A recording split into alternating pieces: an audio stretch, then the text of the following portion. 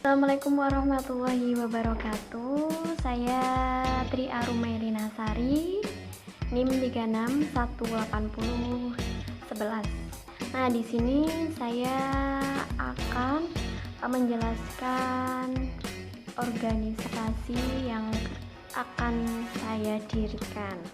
Nah, di sini adalah bagan atau sketsa yang saya buat dalam organisasi saya. Nah, organisasi yang akan saya dirikan adalah organisasi Aksi Pemuda Islam di Daerah atau disingkat APID. Nah, peran dakwah di tengah-tengah masyarakat dengan menguatkan kemandirian umat salah satu strategi yang dilakukan dalam sektor ekonomi. Nah, terdapat strategi ada dua, eksternal dan internal. Di sini saya menggunakan strategi eksternal ya. Untuk memajukan organisasi APID ini adalah strategi eksternal dalam membantu sektor ekonomi, pada khususnya di bidang pertanian. Kertasnya saya tempel karena biar mempermudah dalam menjelaskannya. Nah, dalam organisasi APID ini saya memilih strategi eksternal karena dalam strategi eksternal itu menurut saya, jika strategi eksternal ini akan sukses atau berhasil, nantinya akan mempengaruhi secara internal organisasi ini, dan organisasi ini akan maju dan pastinya dibutuhkan semua orang. Nah, di sini yang pertama adalah terlebih dahulu kan ini dalam bidang pertanian, karena kebanyakan dalam bidang pertanian banyak tidak dipikirkan oleh organisasi di daerah ya. Nah, ini ada memetakan seluruh sumber pertanian yang ada, yang pertama. Nah, caranya memetakan sumber pertanian yang ada ini bagaimana? Nah, yang pertama adalah memetakan seluruh sumber pertanian yang ada. Memetakan seluruh sumber pertanian yang ada ini bisa dilakukan dengan cara ini. Kita harus mencari dulu tingkat konsumsi pangan hasil pertanian di daerah tersebut. Jika dalam data tersebut kita cari misalkan tingkat konsumsi pangannya 60% dan kita sudah memetakan sumber pertaniannya 80% misalkan, berarti butuh sisanya atau habis dipanen selanjutnya atau sisanya itu berarti 20%. Nah, kita harus bisa mengelola 20% ini, yaitu dengan cara kita harus meningkatkan produksi. Karena sisanya 20%, produksi harus ditingkatkan 2 kali lipat. Nah, 2 kali lipat ini kita bisa dilakukan dengan cara itu seperti pelatihan terhadap masyarakat. Pelatihan seperti pelatihan cara menanam atau lain-lainnya, agar masyarakat di daerah tersebut lebih terampil dan lebih tahu bagaimana caranya agar produksinya bisa 2 kali lipat. Terus selanjutnya, jika pelatihan kita sudah berikan atau sumber daya manusia sudah kita berikan, adalah bantuan alat-alat dan keperluan.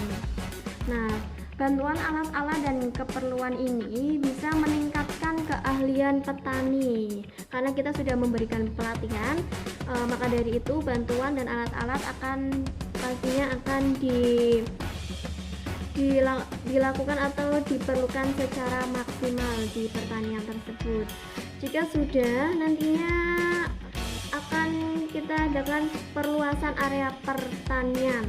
Nah, memperluas area pertanian ini dimaksudkan Jika terdapat tanah-tanah di dalam pertanian yang penggunaannya belum maksimal, maka kita maksimalkan lagi, diperluas lagi.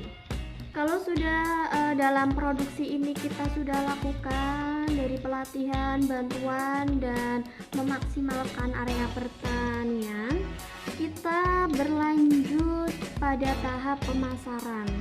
Nah, pemasaran ini dikategorikan menjadi dua, pemasaran yang model klasik dan pemasaran yang model modern. Nah, yang model klasik sendiri ini pemasarannya berarti pemasaran yang secara fisik, yaitu seperti membuat koperasi desa, market desa, atau toko desa, dan sebagainya. Terus, jika ada model yang modern, model modern ini yaitu dengan cara memanfaatkan 4.0 atau pemasaran online yang biasanya lebih cenderung ya atau condong ke generasi milenial. Dan setelah antara klasik dan modern sudah dimaksimalkan, nantinya kita juga akan menambah jaringan politik dalam pemasaran ini. Jaringan politik ini dengan bertujuan agar sebuah kerjasama ya dengan jaringan politik bertujuan agar untuk memenangkan tender stok hasil pertanian untuk memperluas kuasa atau kekuasaan dalam pemasaran serta jangkauan wilayah. Jadi bukan hanya di daerahnya saja, melainkan nanti bisa keluar ke luar wilayahnya. Selanjutnya, setelah ini nantinya jika berhasil, maka kami juga akan memberikan edukasi kepada masyarakat kembali mengenai zakat, pengeluaran zakat, sedekah sampai dengan infak, karena di sini kita adalah aksi pemuda Islami, juga harus membawa dakwah di dalamnya. Nah, jika pengeluaran zakat pertanian ini sesuai dengan harapan, maka zakat-zakat, edukasi zakat yang perlu kita sampaikan kepada masyarakat, contohnya seperti yang saya baca, jika kadar zakat untuk hasil pertanian apabila didirikan dengan air hujan atau sungai atau mata air, maka 10%. Nah, apabila diairi dengan disirami atau irigasi atau dalam kurung ada biaya tambahan, itu maka zakatnya hanya 5%. Yang nantinya pengelola zakat pada panitia APID atau Aksi Pemuda Islam Daerah dan penyalurannya kepada lembaga-lembaga yang percaya. Nah, kita mengelola zakat juga tersebut di dalamnya menerima zakat dan mengelola zakat dari masyarakat zakat pertanian ini, dan penyalurannya nanti kita serahkan ke lembaga-lembaga yang sudah terpercaya. Sebuah organisasi pasti membutuhkan pengakuan masyarakat. Nah, dalam strategi eksternal ini pasti akan mempengaruhi strategi internal pengakuan masyarakat terhadap organisasi APID ini, karena kita membantu masyarakat dan juga di dalamnya ada dakwah-dakwah yang mengenai Islam. Oke, sekian video dari saya. Semoga bisa bermanfaat. Ini hanya contoh organisasi bayangan ya, tidak benar-benar terjadi.